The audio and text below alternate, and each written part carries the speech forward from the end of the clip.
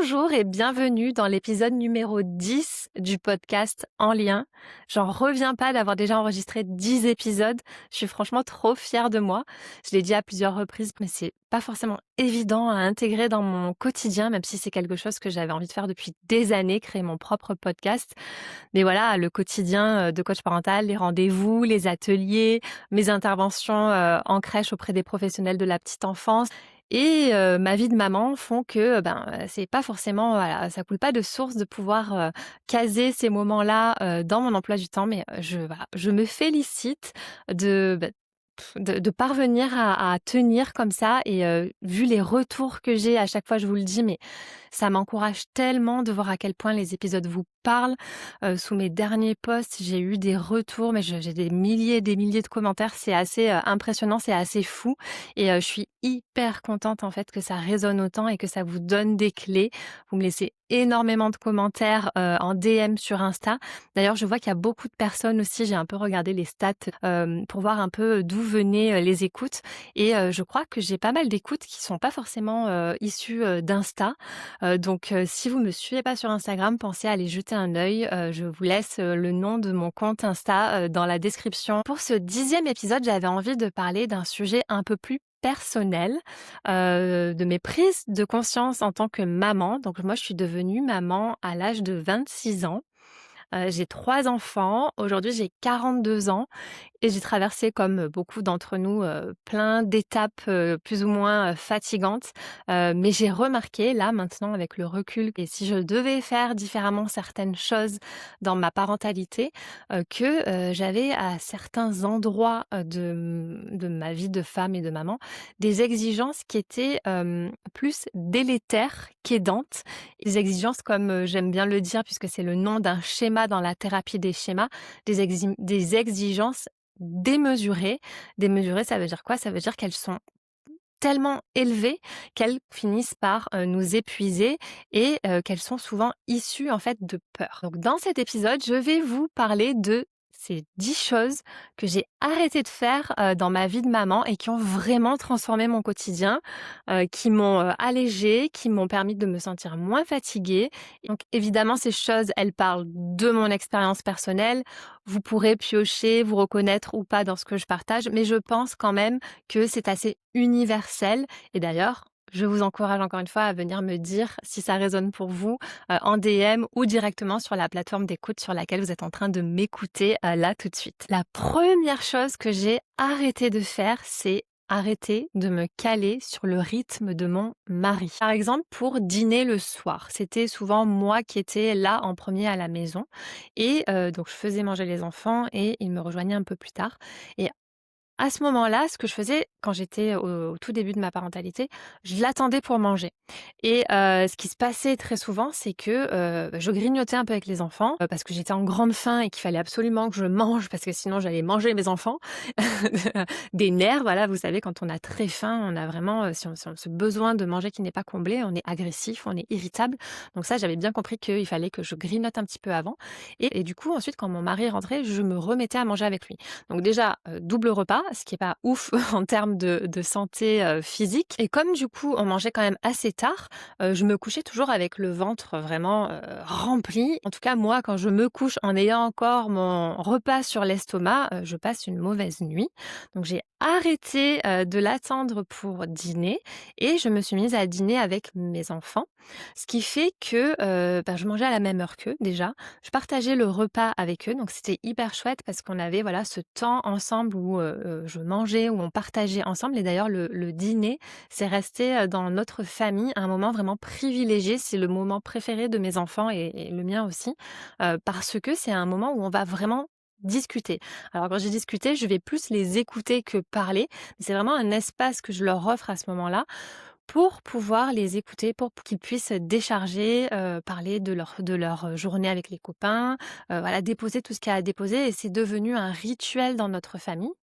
Si bien que, quand mon mari s'est mis à rentrer, moins tard parce qu'il a eu un changement dans sa vie professionnelle, Donc ce qui fait qu'il a commencé à rentrer moins tard le soir et il a pu commencer à dîner avec nous et comme il n'était pas habitué à, notre mode de fonctionnement pendant les repas, ça a été un petit temps d'adaptation pour lui aussi parce que, c'était important qu'on puisse conserver ce moment, de partage avec les enfants, mais on avait aussi, besoin nous en tant qu'adultes de pouvoir discuter, de pouvoir avoir des moments d'échange. Donc ce qu'on a discuté, ça c'est un petit tips supplémentaire, ce qu'on a envisagé avec, mon mari, c'est que le temps du repas, on laisse cet espace vraiment pour, les enfants et qu'on puisse nous ensuite avoir un temps à 2 pour pouvoir, discuter, échanger, pour que tout le monde en fait se sente entendu, écouté et compris. Et puis là, je vous dis ça, c'était il y a quelque temps et maintenant que nos enfants ont grandi, on a alors je vous l'aurais dit, peut-être que vous êtes pas au courant, mais nous on a 3 enfants, donc j'ai une grande fille qui a 16 ans, une seconde qui a 12 ans et un garçon qui a 7 ans.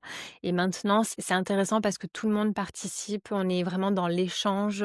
C'est devenu dans notre famille ce moment du dîner un moment indispensable, un moment de connexion, un moment de lien qui est très, très fort et que je chéris, de tout mon cœur. Donc j'ai arrêté de l'attendre pour dîner et ça m'a permis de me sentir mieux.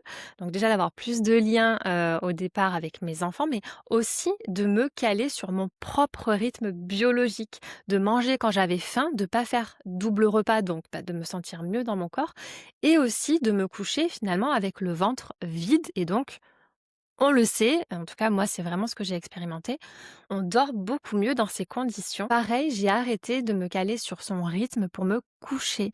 Ce qui se passait très souvent et je suis sûre que ça va résonner chez vous, c'est que, je passais du temps ensemble et du temps, de connexion et de lien, je trouvais important qu'on passe, nos soirées ensemble. Donc ce qu'on faisait souvent, c'était qu'on se mettait une série et finalement, moi, au bout de 10, 20 minutes maximum, je m'endormais, sur le canapé, il y avait plus rien à tirer de moi et puis c'est hyper difficile quand on s'est endormi comme ça, sur le canapé de pouvoir se tirer du canapé, d'aller jusqu'au lit.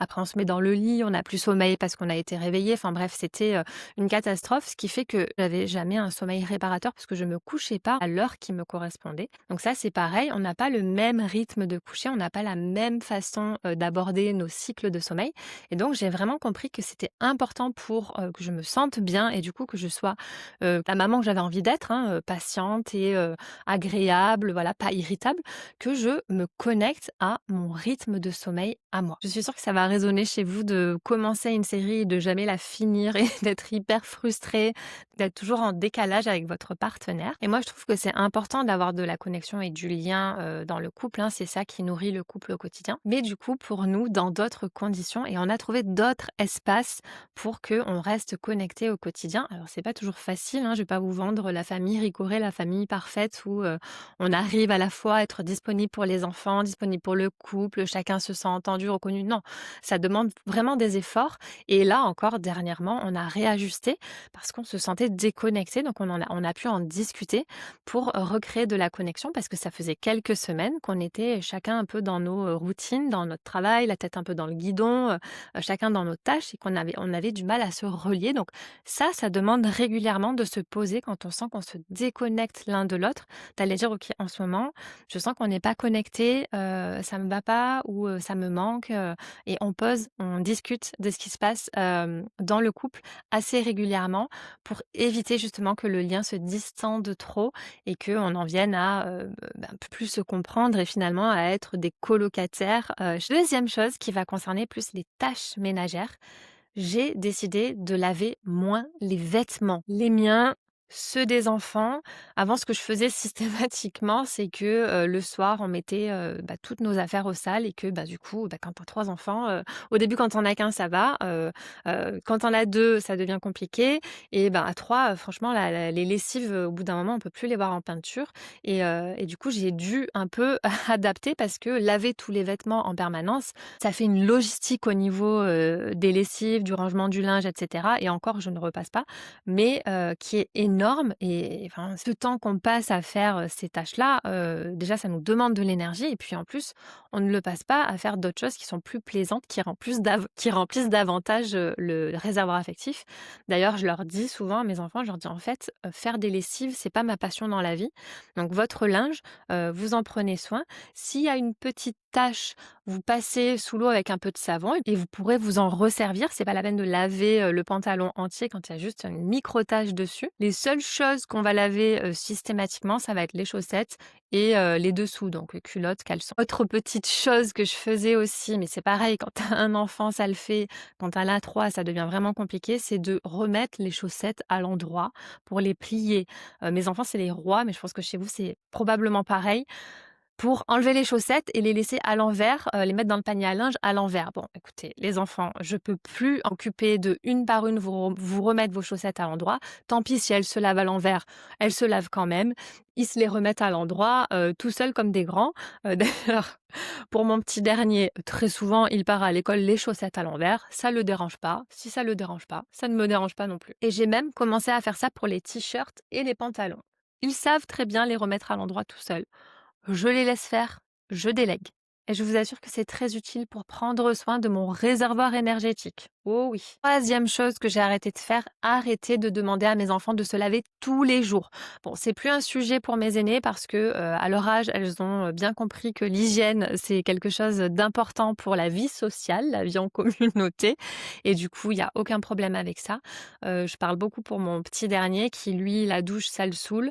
Avant, je forçais vraiment à laver tous les jours, et maintenant, j'ai vraiment lâché la bride, et donc en vacances, c'est freestyle, je compte pas les douches, et les week-ends, c'est pareil.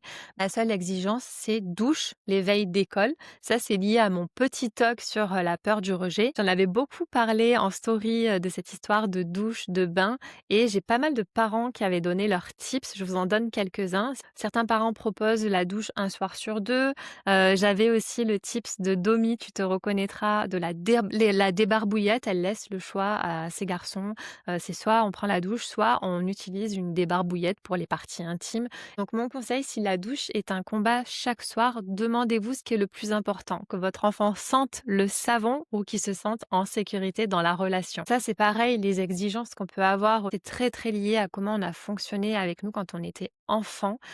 Si on a eu des parents qui ont été très exigeants au sujet des douches aussi, ça va être quelque chose qui va être profondément ancré et qu'on va retranscrire avec nos enfants.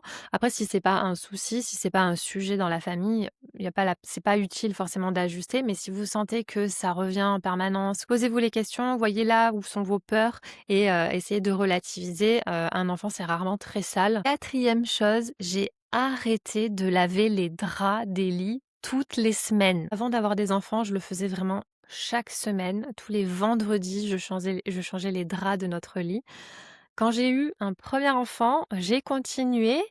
Quand j'ai eu mon deuxième enfant, j'ai commencé à tirer vraiment la langue, à trouver ça assez pénible. Troisième enfant, stop, j'ai lâché parce que sinon on passe sa vie à faire des tâches ménagères et je peux vous dire que tout le monde dort bien. J'ai un souvenir de moi quand j'étais ado, j'étais très ordonnée et j'avais, besoin que ma chambre soit propre, je faisais mon ménage et cetera. Très tôt, toute seule, pareil mon linge, je l'ai fait assez tôt parce que ma maman avait 6 enfants. Donc et puis elle était maman solo, dès l'âge de mes 5 ans, voilà, elle a été, maman solo.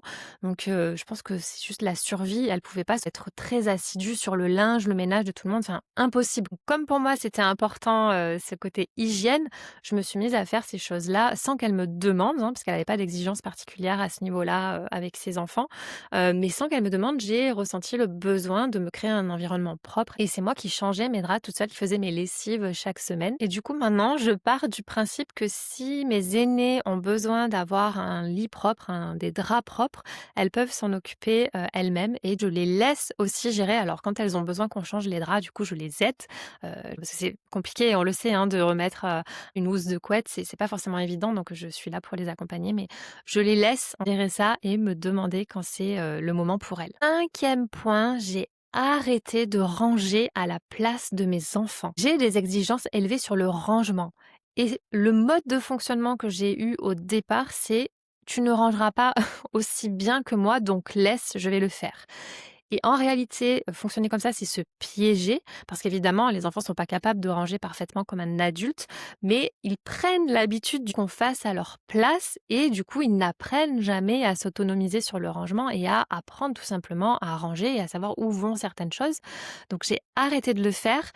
Au départ, j'ai accompagné, enfin au départ, j'étais rigide parce que vraiment c'était en mode, «Ah non, non, tu as dérangé, tu ranges», et pas de pas d'adaptation à leur, capacité. J'étais exigeante comme, si c'était un adulte de mon âge. Petit à petit, j'ai modifié ça parce qu'évidemment, bah, quand on est exigeant, on rentre dans le rapport de force parce qu'on a quand on a des attentes démesurées envers nos enfants qui sont pas capables de faire, ils vont se sentir, dévalorisés. L'estime de soi, hop, au ras des pâquerettes. Donc ça a été important que je prenne conscience de ça aussi et que je m'adapte à leur capacité.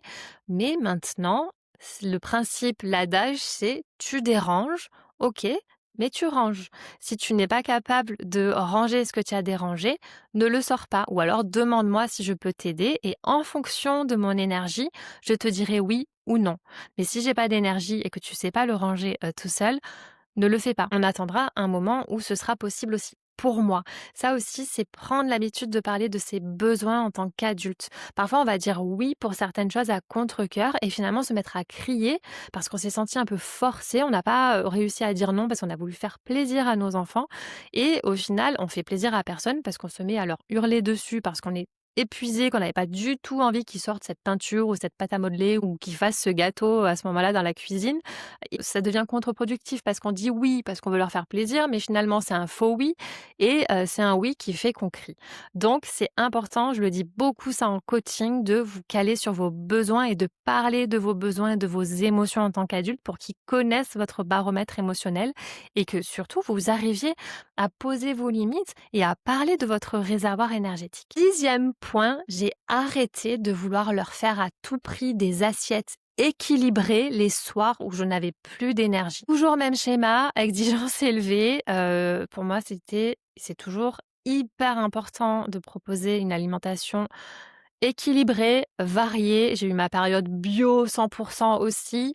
Là, j'ai aussi, un peu relâché.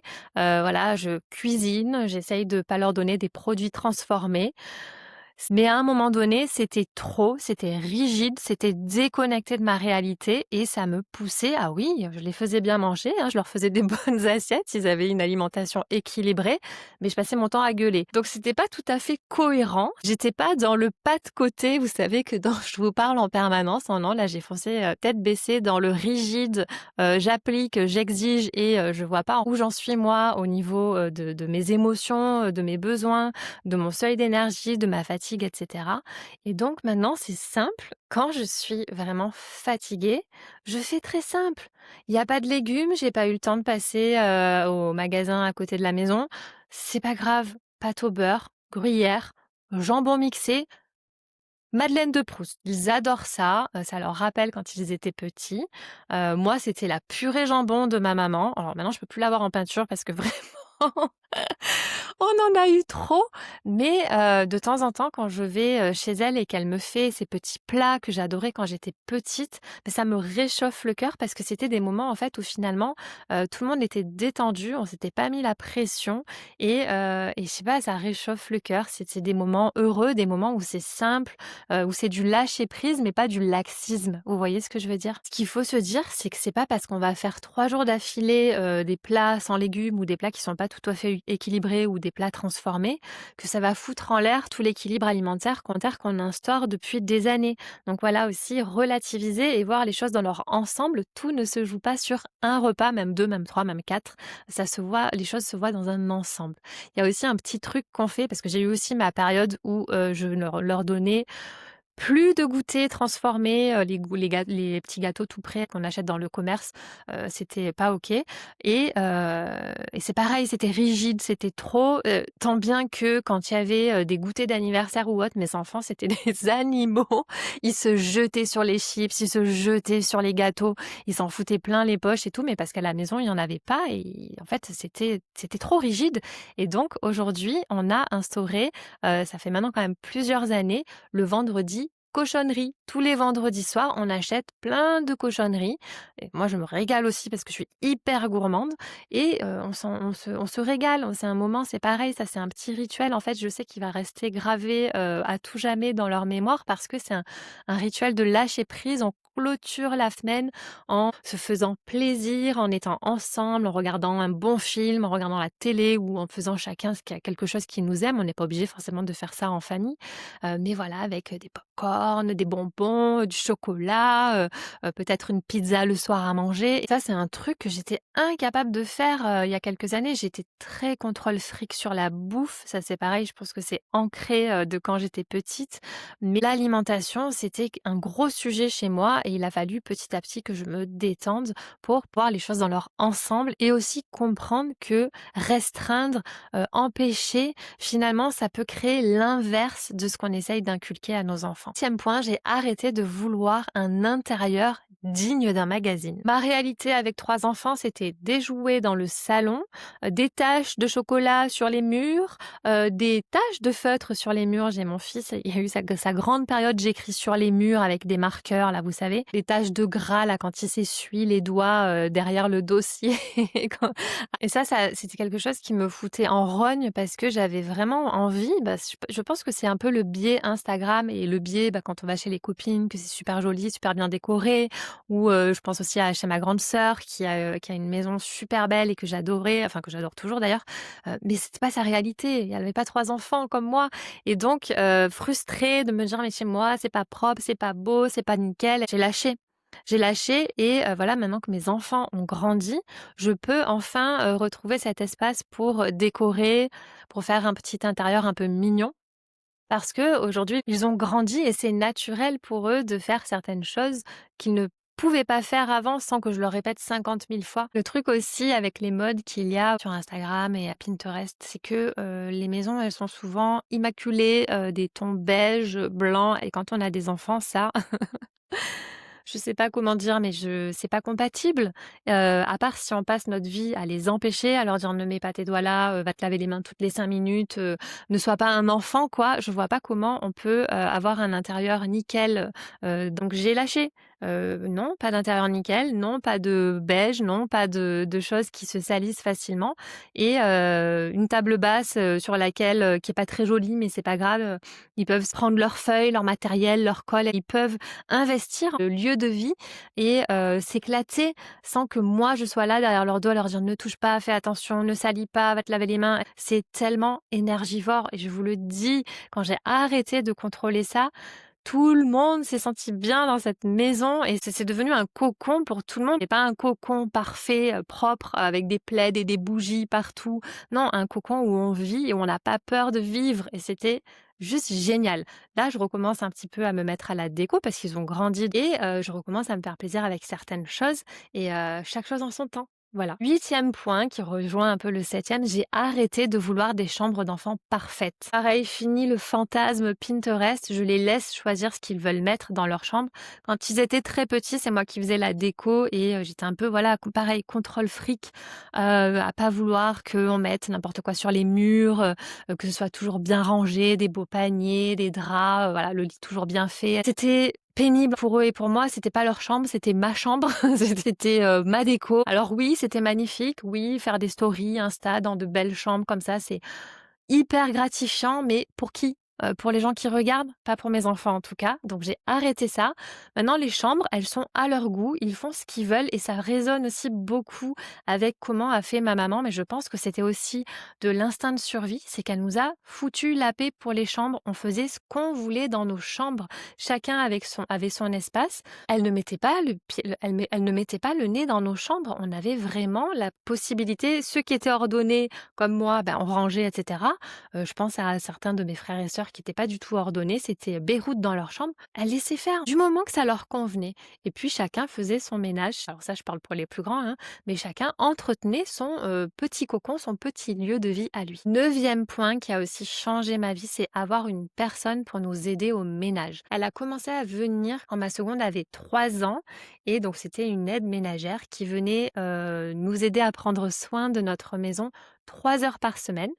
Évidemment, on n'a pas la possibilité tous d'avoir quelqu'un qui vient nous aider pour le ménage. Je sais pas si ça vous le fait, mais moi, quand je fais le ménage dans toute la maison et que mes enfants arrivaient le soir avec leurs chaussures, avec, leur vie d'enfant quoi, il y avait 2 3 jours où j'étais hyper rigide, je voulais qu'ils touchent à rien, qu'ils salissent pas. J'étais contre le fric, encore une fois, ça va être le mot, le fil rouge de l'épisode, mais à pas vouloir les laisser vivre parce que ça m'avait tellement coûté de faire le ménage et de faire la maison nickel que j'avais pas envie qu'ils foutent tout en l'air en 5 minutes et du coup, forcément, ça crée des tensions.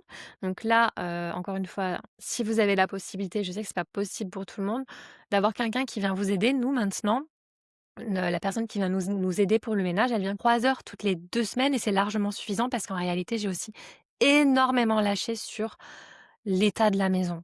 Notre maison, elle est quand même toujours rangée. On a quand même une volonté que les espaces soient rangés. Donc on a cette routine-là de ranger régulièrement. En revanche, je passe pas l'aspirateur tous les jours comme je pouvais le faire à chaque fin de repas.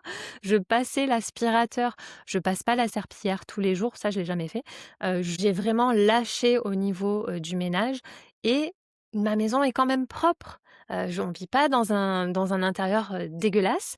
Tout va bien et surtout, du coup, j'ai plus l'impression de passer mon temps à les empêcher de vivre, de mettre des miettes de ci, de là, parce que, je ne passe plus ma vie à nettoyer. Et la 10e chose qui est hyper importante, arrêtez de croire que tout devait reposer sur moi. Ça s'est fait vraiment petit à petit, ça n'a pas été évident parce que je vous en ai parlé depuis le début, j'en parle dans plein d'épisodes, mais le schéma exigence élevée dans la parentalité, dans la maternité, il vient beaucoup de ce qu'on a observé quand on était enfant chez nos parents, chez le couple parental, et de ce qui est attendu des femmes dans la société. On attend des femmes qu'elles prennent soin des enfants, qu'elles prennent soin du foyer, qu'elles prennent soin de la maison, qu'elles soient en charge de la charge domestique. On a hérité comme ça de ce sac à dos beaucoup trop lourd de devoir gérer tout ça. Et si on ne le fait pas, on a l'impression qu'on n'est pas à la hauteur du rôle qui est attendu de nous parce que ce qu'on peut se dire aussi, c'est que les autres femmes le font et y arrivent. Je peux vous l'assurer, non, les autres femmes alors les autres femmes peut-être le font, mais est-ce que ce sont des les mamans qu'elles ont envie d'être avec leurs enfants?